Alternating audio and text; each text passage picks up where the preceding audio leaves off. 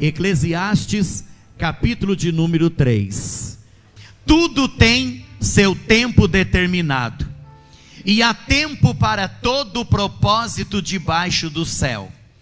Há tempo de nascer e tempo de morrer, tempo de plantar e tempo de abraçar o que se plantou, tempo de matar e tempo de curar, tempo de derribar e tempo de edificar, tempo de chorar e tempo de rir, tempo de prantear e tempo de saltar, tempo de espalhar pedras e tempo de ajuntar pedras, tempo de abraçar e tempo de afastar-se de abraçar, tempo de buscar e tempo de perder, tempo de guardar e tempo de deitar fora, tempo de rasgar e tempo de coser ou costurar, tempo de estar calado e tempo de falar,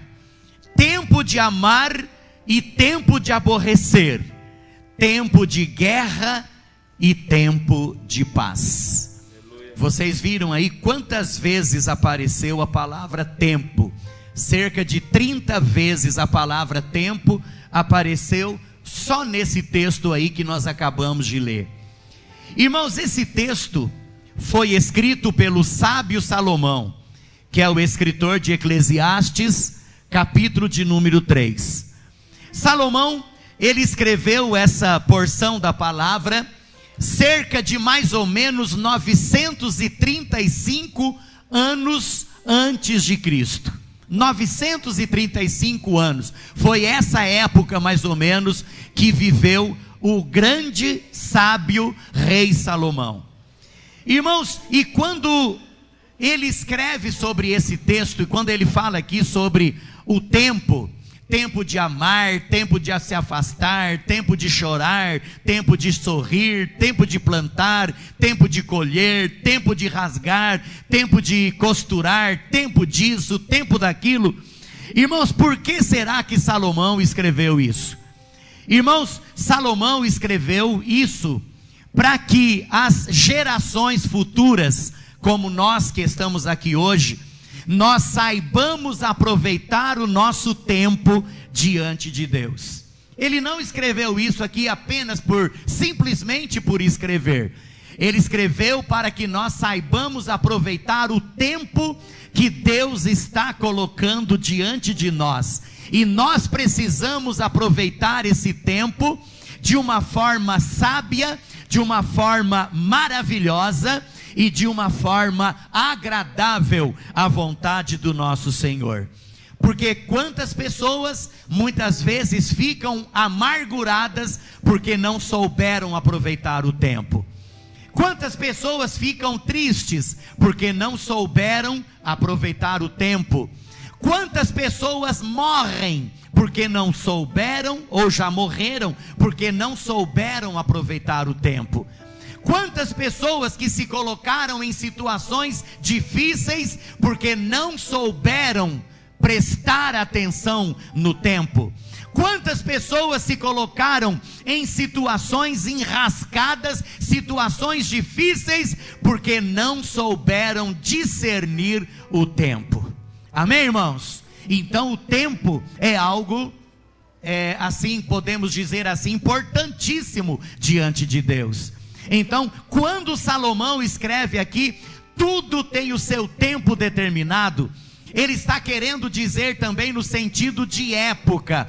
Tudo tem a sua época determinada, tudo tem o seu período determinado, tudo tem a sua hora determinada. Irmãos, e baseado nesse texto, baseado nesses tempos que Salomão escreve, nós gostaríamos de meditar com os irmãos nesta noite, que tempo ou que época é essa que nós estamos vivendo hoje, não é? Hoje, pleno século 21, pleno 2016, não é? Já indo para o ano de 2020, que tempo, que época é essa que nós estamos vivendo agora, estamos vivendo hoje? Irmãos, eu poderia dizer para vocês, sem medo de errar, eu poderia dizer para vocês com todas as convicções que Deus coloca no meu coração. Em primeiro lugar, nós vamos citar aqui três itens importantíssimos. O primeiro deles é o seguinte: que época ou que tempo é que nós estamos vivendo hoje? Irmãos, em primeiro lugar, nós estamos vivendo na época e no tempo de pregar a palavra de Deus com todas as nossas forças. Repita comigo: pregar a palavra de Deus, pregar a palavra de Deus com todas as nossas forças. com todas as nossas forças. Exatamente isso. Irmãos, nós estamos vivendo na época em que nós precisamos pregar a palavra de Deus com desprendimento. Nós precisamos pregar a palavra de Deus com as nossas forças. Nós precisamos pregar a palavra de Deus mais do que nunca. Irmãos, a palavra de Deus, ela é muito mais do que uma filosofia. Quantas filosofias estão sendo pregadas por aí? A palavra de Deus, ela é muito mais do que uma poesia. Quantas poesias estão sendo pregadas por aí, faladas por aí, mas não passam de poesia. Quantas filosofias, mas não passam de filosofia. Irmãos, quantas obras literárias estão sendo confeccionadas, impressas durante todo o dia, mas não passam de obras literárias simplesmente. Mas a palavra de Deus, irmãos, é diferente.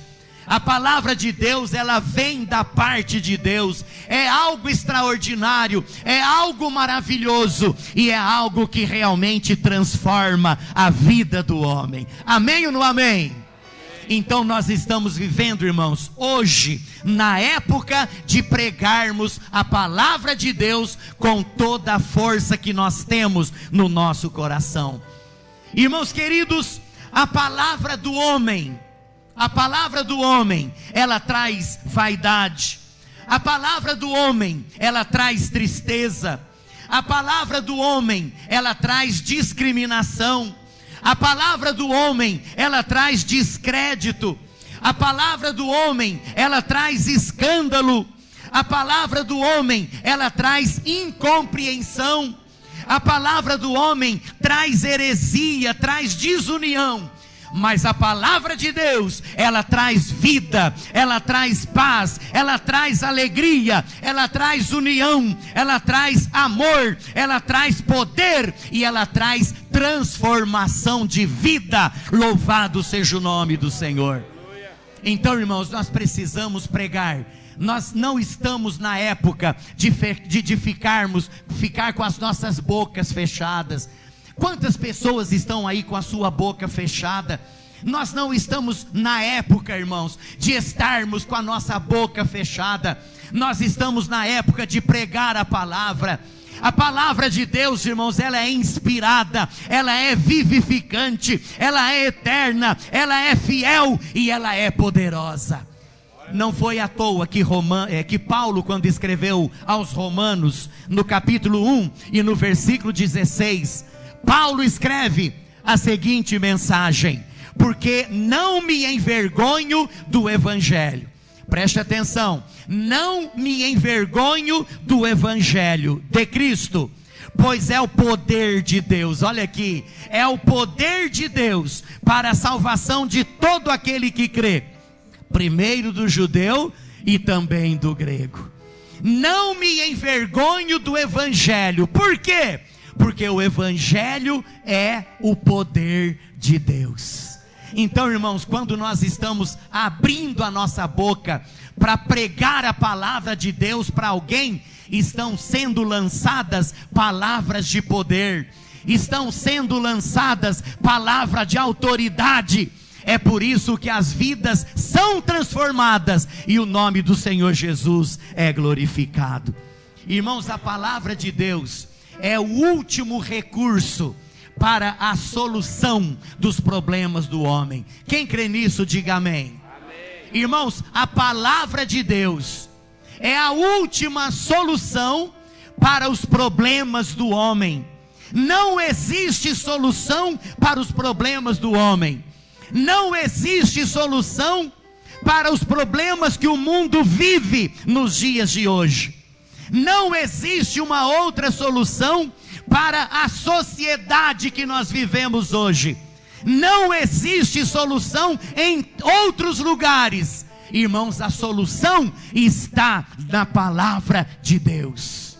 É a palavra de Deus que muda. É a palavra de Deus que transforma. É a palavra de Deus que muda a vida do ser humano. É a palavra de Deus que muda a história. E o nome do Senhor nosso Deus é glorificado. Então, irmãos, a palavra de Deus é o último recurso para alcançar o homem pecador.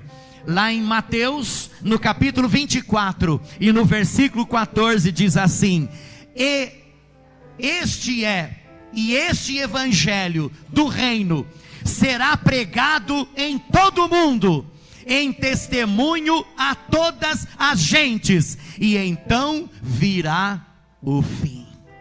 Você viu aí?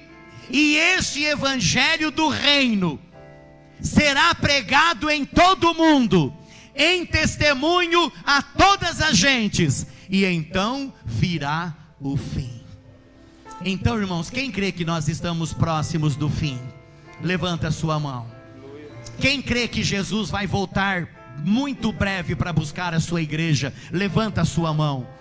Então, irmãos, nós precisamos abrir a nossa boca e pregar a palavra de Deus. Nós precisamos abrir a nossa boca e falar do amor de Jesus para as pessoas. Nós não podemos ficar de braços cruzados como muitos estão.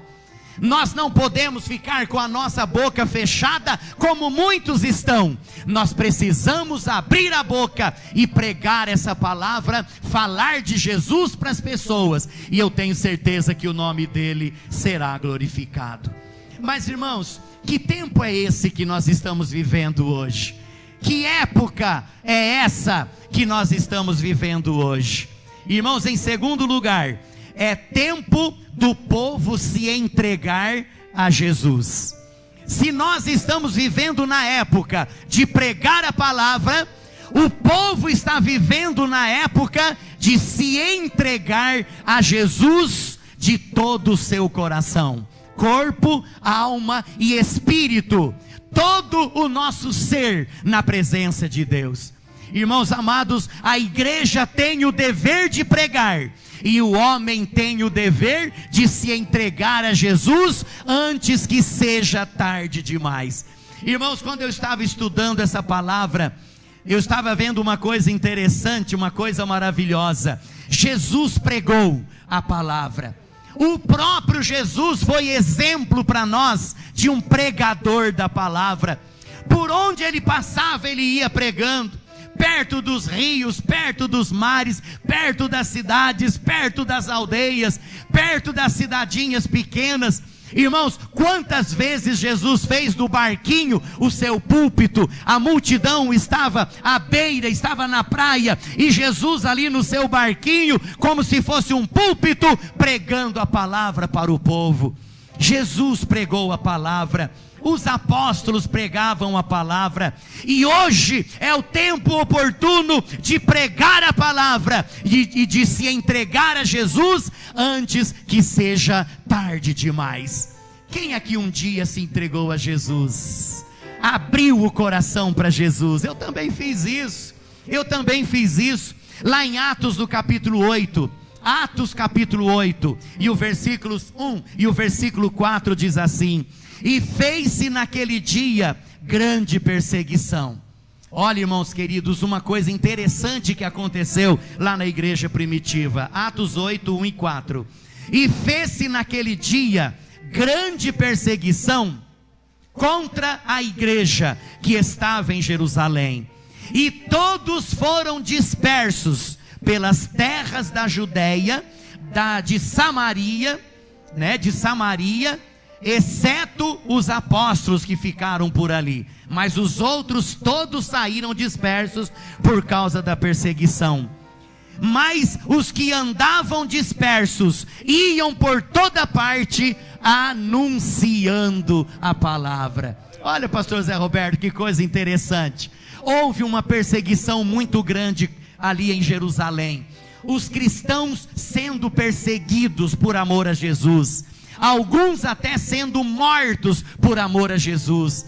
Aqueles que fugiram de Jerusalém e foram para as direções ali de Samaria, da Judeia, irmãos, sabe o que aconteceu? Eles iam pregando a palavra e ganhando almas para Jesus. Eles iam anunciando a palavra e ganhando almas para Jesus. Irmãos, será que nós vamos precisar? Será que nós vamos precisar esperar chegar uma perseguição para depois a gente começar a pregar a palavra?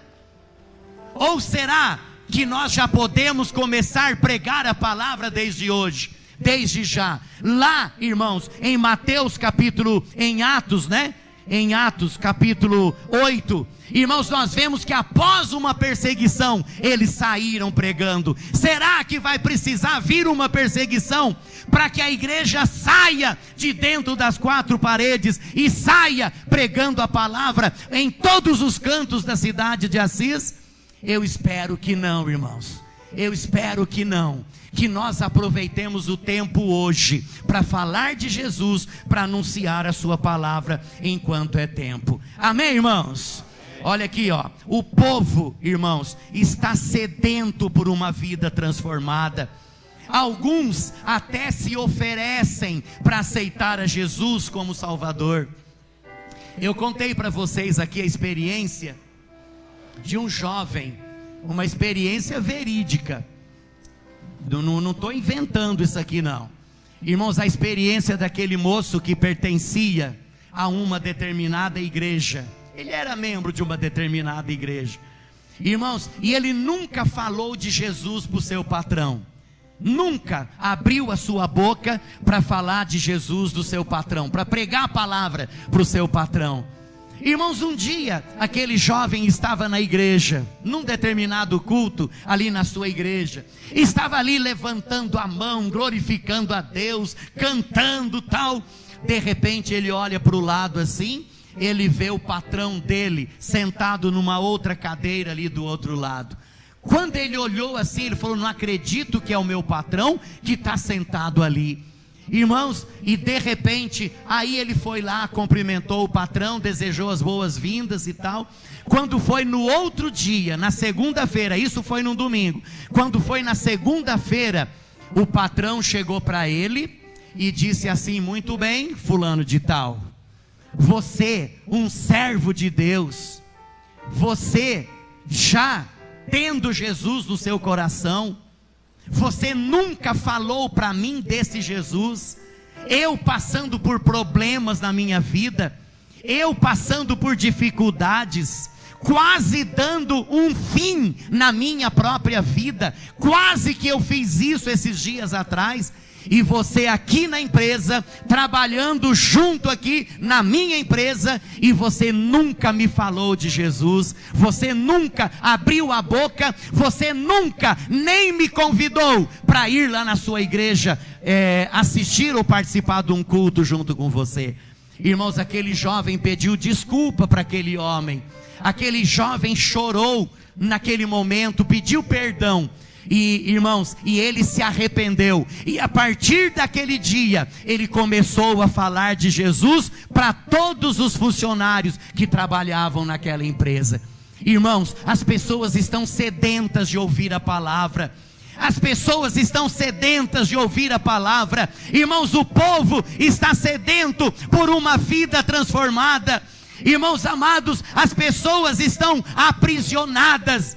As pessoas estão aprisionadas pelo adultério, as pessoas estão aprisionadas pelo vício, as pessoas estão aprisionadas pelo jogo, as pessoas estão aprisionadas pelo tabagismo, as pessoas estão aprisionadas, irmãos, pelo alcoolismo, estão aprisionadas pela marginalidade, pela prostituição, estão desesperadas para achar uma saída para o seu problema, irmãos, e nós temos a saída para esse povo, que é Jesus Cristo de Nazaré.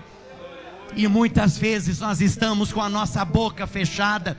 Muitos estão morrendo e indo para o inferno.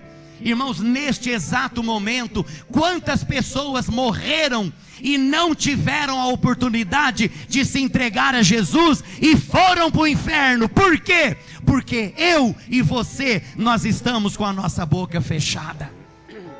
A gente vem para a igreja, a gente canta, a gente exalta, a gente louva, a gente glorifica, mas quando a gente sai da igreja, a gente volta a ser uma pessoa comum. Não fala de Jesus para ninguém, não evangeliza ninguém, não convida ninguém para vir à igreja, participar de um culto maravilhoso. Irmãos, nós precisamos fazer a nossa parte. Lá em Amós capítulo 8, versículo 11, tem um texto da palavra que diz assim, Amós capítulo 8, versículo 11: eis que vem dias, diz o Senhor, que enviarei fome sobre a terra. Preste atenção, irmãos, isso é profético. Isso ainda não aconteceu, isso ainda vai acontecer. Isso é profecia e está muito próximo de acontecer, de se cumprir. Amós 8:11: eis que vem dias, diz o Senhor, que enviarei fome sobre a terra, não fome de comida e nem sede de bebida, mas fome de ouvir a palavra de Deus. Está vendo? Enviarei fome sobre a terra, não fome de comida e nem sede de bebida, mas fome e sede de ouvir a palavra de Deus. Então, meu querido, nós estamos vivendo no tempo, nós estamos vivendo na época de entregar a nossa vida para Jesus. Você que ainda não se entregou para Jesus, você precisa fazer isso hoje.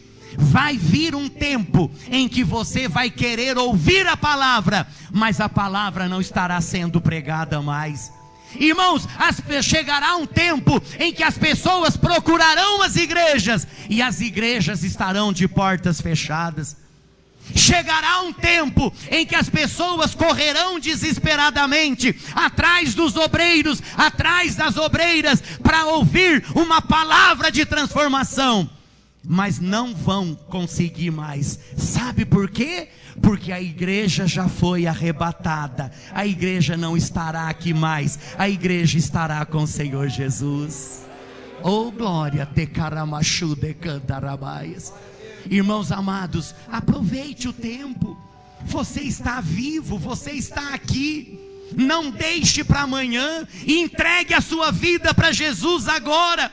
Irmãos, lá em Hebreus, no capítulo 4 e no versículo 7, diz assim: se hoje, olha bem o que diz o texto, se hoje ouvirdes a sua voz, não endureçais o vosso coração.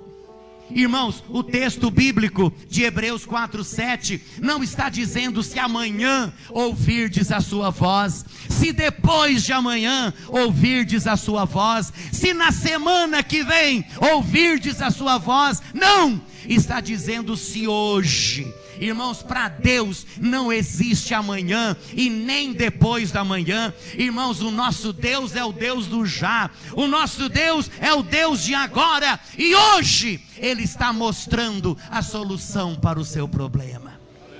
Então, que tempo nós estamos vivendo? Estamos no tempo de pregar a palavra.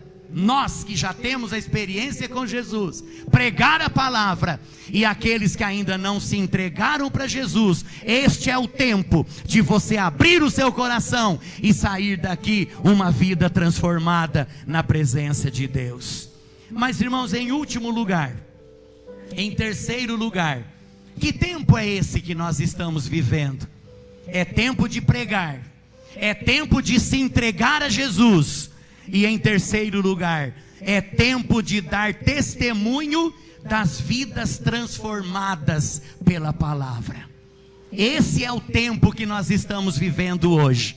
É o tempo de dar testemunhos de vidas transformadas pela palavra.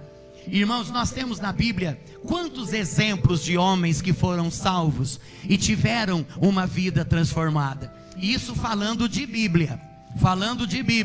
Nós vemos, por exemplo, a vida de Paulo, aquele perseguidor da igreja implacável, aquele matador de crentes implacável. Quando eu falo crente, irmãos, eu estou falando daquele que crê em Deus, que tem uma vida na presença de Deus, viu? Então, irmãos, Paulo, aquele homem que respirava vingança contra a igreja de Jesus. Irmãos, chegou o dia que ele teve um encontro com Jesus, ali na estrada de Damasco. A Bíblia Sagrada diz que ele teve uma experiência maravilhosa com Jesus de conversão. Ali ele teve uma vida transformada. Irmãos, e que testemunho esse homem teve de uma transformação na presença de Deus. Irmãos, por onde ele ia, por onde ele passava, as pessoas diziam assim: não é ele que perseguia a igreja? Não é ele que matava os cristãos? Será que ele não veio aqui para nos matar também? Será que ele não veio aqui para nos perseguir também? Mas, irmãos, Paulo tinha tido uma vida transformada. Ele era uma testemunha viva do poder transformador da palavra de Deus. Irmãos, nós vemos a experiência de Zaqueu, aquele cobrador de impostos, que todo mundo odiava ele, ninguém gostava de Zaqueu. Irmãos, Zaqueu era um homem odiado, tanto é que quando Jesus disse que ele iria posar na casa de Zaqueu, o povo ficou indignado. Mas o Senhor vai posar na casa de um homem pecador? O Senhor vai posar na casa de um ladrão? Estou dizendo aqui com as minhas palavras, não é isso que a Bíblia diz, é mais ou menos assim. Mas, irmãos, após o encontro com Jesus, aquele homem teve uma vida transformada. Irmãos queridos, Maria Madalena, a mulher samaritana, Nicodemos, nós vemos na Bíblia quantos homens tiveram uma vida transformada através da palavra. Irmãos, Paulo, Zaqueu, Maria Madalena, a mulher samaritana, Nicodemos e outros. Mas, irmãos, a gente não precisa ficar só no período bíblico, não. Vamos citar hoje também. Quantos homens tiveram uma vida transformada pelo poder da palavra de Deus? Irmãos, nós podemos citar irmão Albertino, irmão Toninho Bispo, pastor Zé Roberto, irmão Pedro Gatti, irmão Cláudio, que não está aqui, irmão Cristiano, Marcelo, Belisário, Cidinho, Bispinho, irmãos, e quantos outros que tiveram uma vida mudada e transformada pelo poder de Deus. Homens que eram viciados na droga, homens que eram viciados no álcool, homens que não gostavam nem de ouvir falar de evangélico e nem de Deus, hoje estão aqui conosco louvando o nome do Senhor. Aleluia. Pode aplaudir, irmãos. Nosso Deus é maravilhoso. Aleluia.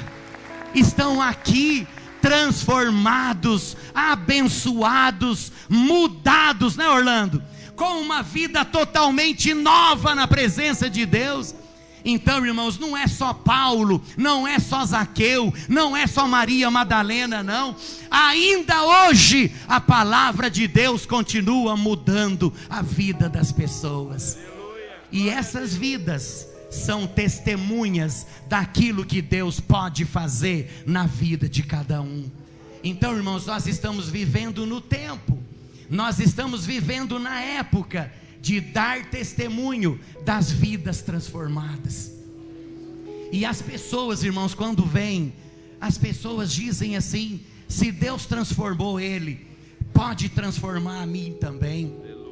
Se Deus mudou a vida dela, pode transformar a minha também. Irmãos, esta é a maior pregação.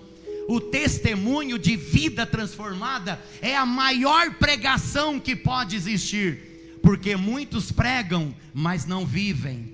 Muitos pregam, mas não são exemplos de uma vida transformada. Mas, irmãos, a pregação e uma vida transformada, irmãos, é a maior pregação para que a pessoa tenha uma vida transformada e aceite a Jesus como seu único e suficiente Salvador. Então, irmãos, a palavra com testemunho são decisivos para as pessoas se entregarem a Jesus. Testemunho de vida na presença de Deus. Lá em Atos capítulo 9, já estou terminando. Lá em Atos capítulo 9, versículos 22 e 26 diz assim: Saulo, não era Paulo ainda, Saulo, porém, se esforçava muito mais e confundia os judeus que habitavam em Damasco. Olha que interessante. Saulo, porém, se esforçava muito mais e confundia os judeus que habitavam em Damasco, provando que aquele era o Cristo.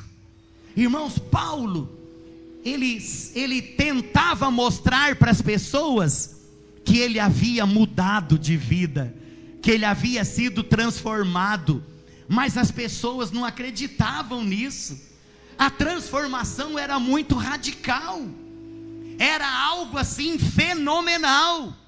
Irmãos, era algo que as pessoas não acreditavam. Olha aqui o que diz a palavra: e ele estava provando, ou queria provar, que aquele que eles mataram era o Cristo. E quando Saulo chegou a Jerusalém, ele procurava se ajuntar aos discípulos, mas todos o temiam, não crendo que ele era realmente um discípulo. Irmãos, transformação de vida, mudança de vida na presença de Deus. Irmãos, lá em João capítulo 9, versículo 25, a cura do cego de nascença. João 9, 25, respondeu ele, pois, e disse: se é pecador, não sei. Uma coisa sei, é que havendo sido eu cego, agora vejo. Olha o testemunho aqui. Irmãos, e quando Jesus chegou perto dele, e Jesus viu que aquele homem era um cego de nascença, sabe o que Jesus fez? Jesus cuspiu no chão, juntou o cuspe com um pouco de terra, juntou aquele cuspe com um pouco de terra, untou os olhos daquele homem, e sabe o que aconteceu? O homem voltou a ver. Aleluia. Hoje, irmão, se muitos vê fazer um negócio desse, fica escandalizado, né? Fica escandalizado. Tem gente que escandaliza até de trazer roupa, a água, fotografia aqui em cima da mesa. Imagina se vê eu cuspindo no chão, fazendo lodo e pondo no olho de alguém, né? Não vou fazer, claro, com certeza. Mas, irmão, Jesus fez. Jesus fez. Jesus cuspiu no chão, fez um lodozinho ali e colocou no olho daquele homem, e aquele homem ficou curado. Irmãos, e as pessoas diziam para ele: você é aquele que era cego? Ele falava: sou eu mesmo, sou eu mesmo. Aquele homem lá, ele me curou, ele devolveu a vista para mim, ele fez com que eu enxergasse de novo. Irmãos, e a notícia começou a espalhar que aquele homem havia sido curado por Jesus. Irmãos, as autoridades da época, os sacerdotes e os homens da lei daquela época, eles então chegaram para aquele homem e disseram assim para ele: olha, quem é que foi que te curou? Ah, foi aquele homem lá, ó, que todo mundo chama ele de Jesus, todo mundo chama ele de Cristo. Aí a autoridade disse assim: aquele lá é um pecador, ele é um pecador. Aí o homem respondeu para o sacerdote: se ele é pecador, eu não sei. Se ele é isso que vocês estão falando, eu não sei. Eu só sei que ele curou os meus olhos, e agora eu estou vendo, eu estou enxergando. Louvado seja o nome do Senhor. Aleluia. Eu não quero saber do que vocês estão falando. Eu não quero saber se ele é pecador. Eu não quero saber se ele é um sei lá eu do que vocês estão falando. O importante para mim é que ele me curou. Louvado seja o nome do Senhor.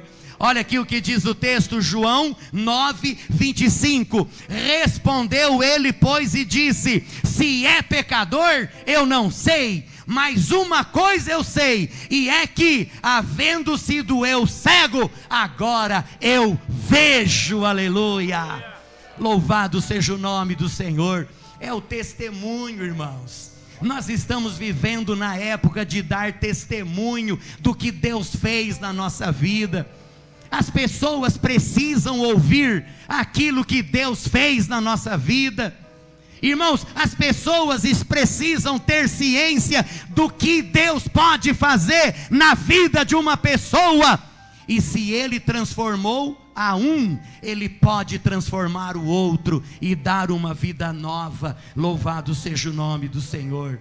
Irmãos, o mundo precisa hoje ouvir o testemunho de pessoas de uma vida transformada. Irmãos, essa é a maior pregação que pode existir. Então, hoje é o tempo aceitável. Que tempo nós estamos vivendo? Que tempo nós estamos vivendo? Tudo tem seu tempo determinado. E há tempo para todo propósito debaixo do céu. Para você que já tem Jesus, nós estamos no tempo de pregar, de falar de Jesus. Para aquele que ainda não aceitou Jesus, nós estamos no tempo de aceitar Jesus. E você que teve uma experiência com Jesus, nós estamos no tempo de testemunhar para os outros aquilo que Jesus fez na nossa vida. Esse é o tempo que nós estamos vivendo hoje. Amém, irmãos? Amém. Curva sua cabeça, fecha seus olhos. Louvado seja o nome do Senhor.